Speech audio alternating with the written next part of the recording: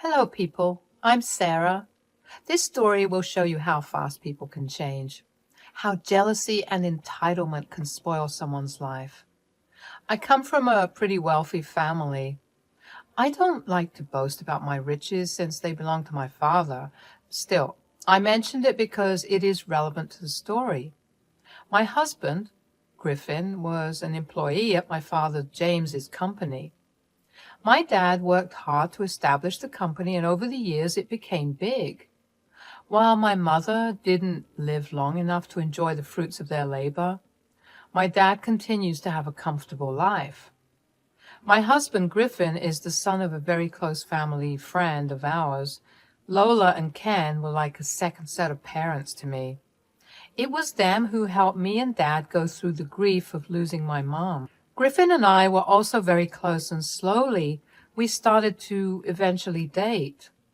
He was my childhood sweetheart and the love of my life. Now, Ken and Lola are not as wealthy as we are. Naturally, Griffin used to hold some resentment towards me when we were younger.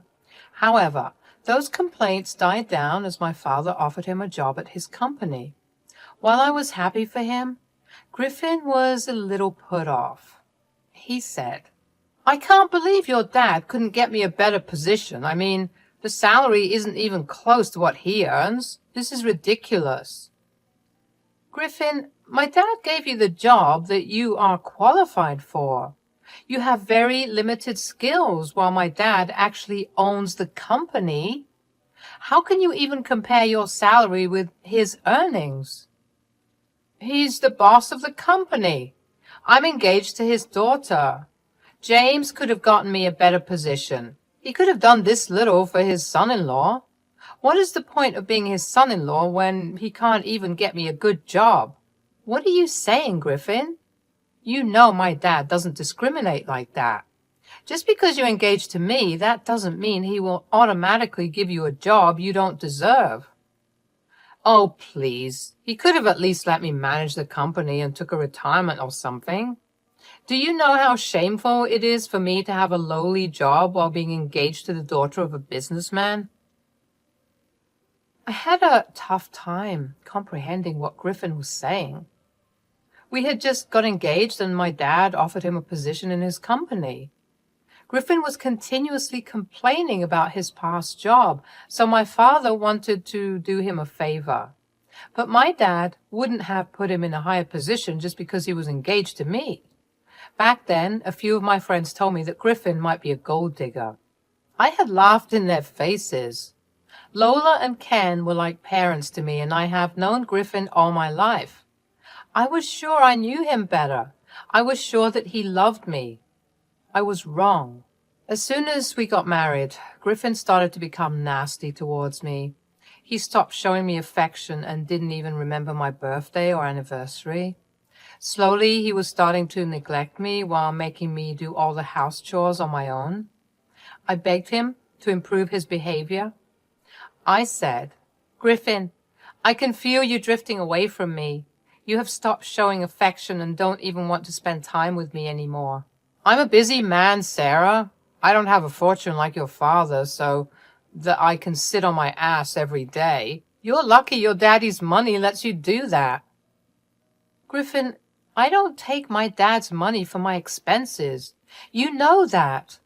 I work very hard around the house to be a good stay-at-home wife. I don't sit on my butt all day. What you are saying is very hurtful." "Well, I don't care. Since we are married now, you can't live like a princess anymore. Your father doesn't pay me enough to feed you for free. You better not slack off on your wifely duties."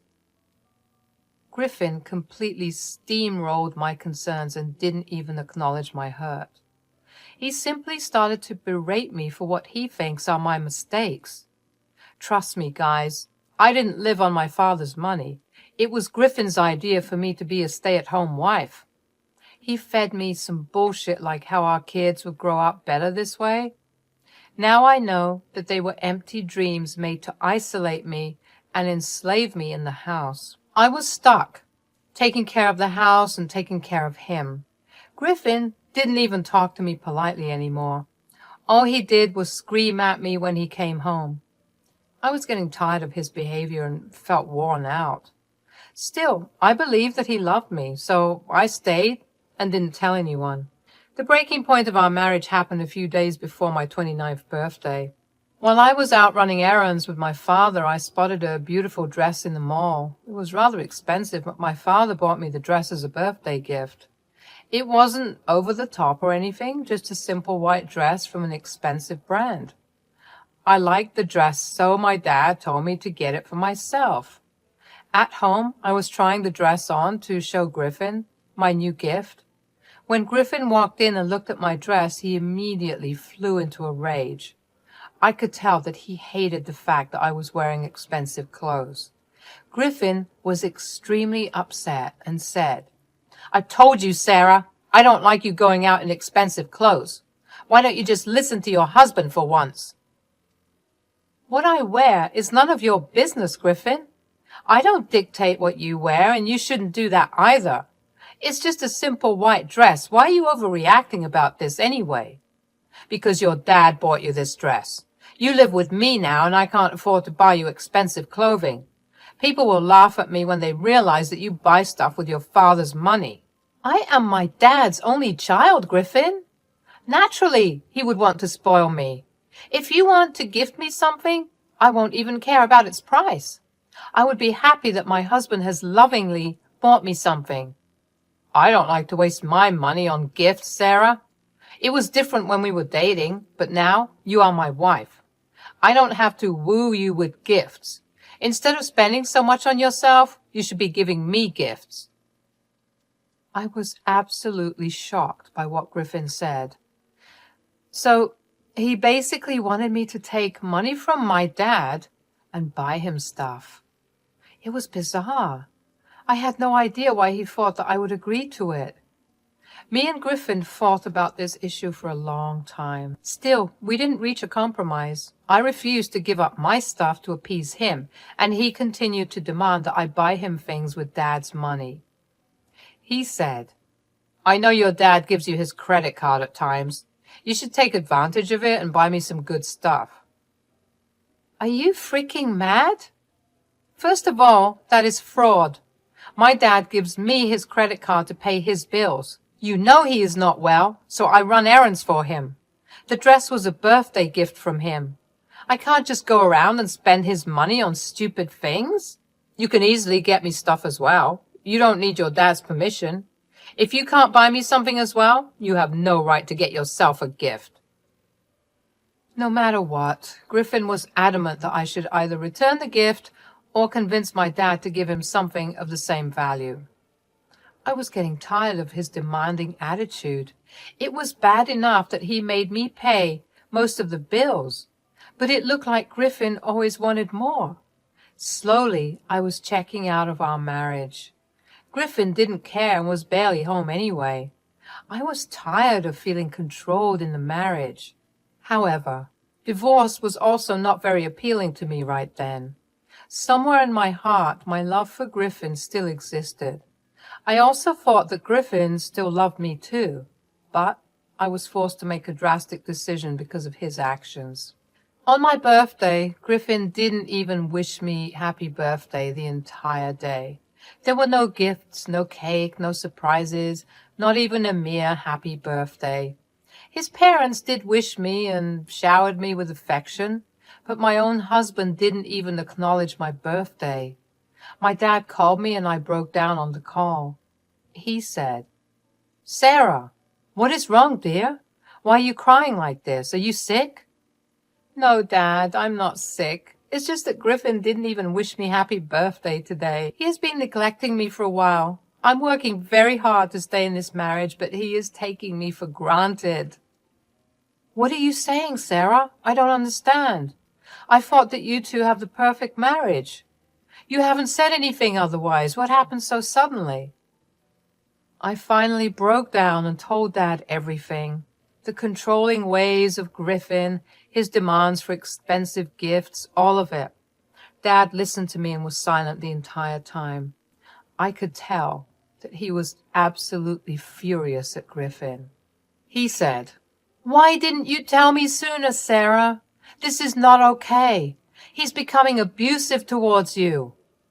I still love him, Dad. I didn't want to leave him or tell anyone about our problems. He hates it when I talk about my problems. I guess I got used to not talking about it. Sarah, I think you should take a step back and reevaluate your marriage. I don't like the way Griffin is behaving with you. He is starting to take advantage of you. You need to talk to him and stand up for yourself. I know, Dad. I'm willing to give him a chance, but at this point, I doubt he will change. Let him be for now, Sarah. Today's your birthday, and I don't want to spoil it. I will call Lola and Ken. We will arrange a nice dinner and go out to celebrate. Griffin won't be invited. Thank you, Dad. I think I should get out of the house for a bit. Griffin said that he will be late and doesn't want to go anywhere. Dad and I made plans to celebrate with my in-laws. We didn't tell Lola or Ken about what was going on. I was still on the fence about giving Griffin an ultimatum. My heart and mind was a mess. I quickly got ready and put on the dress that my dad gifted me. It was the only gift I had received for my birthday. As I was going out, Griffin came home. While I was coming down the stairs, he was rummaging through the wine cabinet. He took one look at me and said, "What the hell, Sarah? I told you to get rid of the dress. Why are you wearing it? Where are you even going?" "I am going for my birthday dinner. My dad arranged for a small celebration with your parents. Since you don't even bother wishing me today, you are not invited." "I don't want to go to your stupid dinner anyway. And you shouldn't go out either. I'm tired and I need a drink. You need to cook me dinner. You better start preparing my dinner, and I want this dress gone. Burn it or throw it away." "No, I won't get rid of the dress or cook you dinner. I'm going out with my dad. You have controlled my life enough. I won't let you do it this time." I said that and was ready to walk out of the door. I was sad that Griffin cared so little about my feelings. But what Griffin did next sent me into a fit of rage. He took a bottle of wine from the shelf beside him and completely spilled it on me. Yes, at the very last moment, Griffin decided to ruin my dress by spilling wine on me. No, it was not a mistake. He smirked at me while I was drenched in wine. He said, "There, now you won't be able to wear that dress again. Since you have to change anyway, why don't you just stay at home and make me dinner? Your plans are ruined anyway, and so is your dress." "You did this on purpose, didn't you? How dare you, Griffin? This is assault. You can't do this to me." "Oh, don't give me that bullshit, Sarah. It was just some wine. Now stop being a witch and fix me dinner. I deserve a treat for tolerating your horrible behavior." Griffin said that and went straight to our room to change. I didn't even move from the spot. I was fuming and was in absolute disbelief. My own husband dumped wine on me, and I knew for a fact that it was assault. I was shaking from rage, but also a little scared of Griffin. While he was in our room, I grabbed my keys and left the house. I drove to my dad's place with tears streaming down my face. Once I reached there, my dad came out to greet me. He took one look at me and did a double take. Yes, I was still in the wine-stained dress. Dad looked worried and took me inside. He said, "What the hell happened, Sarah? Why are you covered in wine? Why are you crying?" "Dad, Griffin dumped an entire bottle of wine on me. And no, he didn't do it accidentally. He did it on purpose." "What the hell are you saying, Sarah? Why would he do that? Tell me everything now." "Dad, he hated the fact that you bought me an expensive dress. Griffin also said—" I told my dad everything about my marriage, from the horrible behavior to the entitlement. Everything came pouring out of my mouth. Dad listened to everything very patiently. However, I could see him getting angrier and angrier with every word. When I was done, I was still crying from recounting everything and being soaked to the bone in wine. I'm petite, and a single bottle did a lot of damage. My dad hugged me and said, "What happened today is unacceptable, Sarah. You should have come to me sooner. I would have had a stern word with Griffin. It's too late for that now." "I'm sorry, Dad. I didn't want any trouble. Lola and Ken are good people. I didn't want you spoiling your relationship with them." "Sarah, your in-laws need to know how Griffin is treating you. We have kept them in the dark for a while now. I think it's the right time to show them what their son has become. They need to know, Sarah. It won't affect our relationship, I promise." Dad reassured me about everything, and the two of us had a deep discussion. I was still pretty angry at Griffin and no longer wanted to be in the marriage. However, I wasn't going to let him go easily. I was going to make him pay for what he had done to me. Me and Dad rushed to my in-laws' place before Griffin could come up with a sob story of his own. They were expecting us anyway, so Lola and Ken were not surprised at our arrival. What surprised them was my state. They quickly said, "Oh my God, Sarah, what happened to you? Why are you soaked in wine? You poor thing. Come in and change. I'll give you something to wear." "No, Lola, I don't want to change. I need to be this way because I will go to the police station next. I can't change out of these clothes." "Why do you have to go to the police, Sarah?" "You're scaring us. What's wrong? Where's Griffin? Did you tell him what happened?" "Guys, I'm afraid it's Griffin who did this to Sarah. I know you two are confused. That's why we're here to tell you everything. Let's go inside and talk." All four of us went in to have a discussion. I told Lola and Ken everything that I told my father. Thankfully, I also had the recordings of our home security system. Those videos showed Griffin intentionally pouring wine on me. Lola and Ken were shocked to see their son's true face. Lola started to cry while Ken looked furious. I said, "I'm sorry for doing this, Lola and Ken. I have no other option left. For years, I put up with Griffin's horrible behavior because I loved him. Today he showed me how vile and disgusting he can be. I'm afraid that I have to file for divorce and talk to the police." "Don't say sorry, Sarah. It's me and Lola who are ashamed right now. I don't have any words to say how mad and disappointed we are in Griffin. That cannot be our son. We didn't raise him like that. He has turned into a monster, Sarah. He acts so nice to you in front of us. I can't believe he is so cruel to you. You would be right to leave him and report this to the police. What he did is unforgivable." "I'm afraid I'll be firing him from the job, guys. There's no way I'm keeping him in my company, not after everything he's done to Sarah." "I don't want to drag you through dirt, Ken and Lola, but Griffin has left me with no choice. You have been so good to me and loved me so much. I hope we don't have any bad blood between us." "Don't worry about that, guys. James and Sarah, you will always be family to us. My son deserves to be punished for what he did. And we won't be there to support him. He will be on his own. Hell, I want to disown him, actually. I don't want to associate with a sick man like Griffin. Ken would agree with me, I guess." "Guys, I know I told you that my in-laws are good people, but I had no idea how much they would support me." Lola and Ken were absolutely furious with Griffin. They agreed not to support him and would actually disown him once our divorce was finalized. My dad was also ready to fire Griffin. But first, we all went to the police station to file a report. Then we went out to celebrate what was left of my birthday. I was sad, but also determined to come out strong. The next day, Griffin called me frantically when I didn't come home. He also panicked over the fact that the cops wanted to talk to him. On the phone, he seemed mad and was yelling at me for defying him and so on.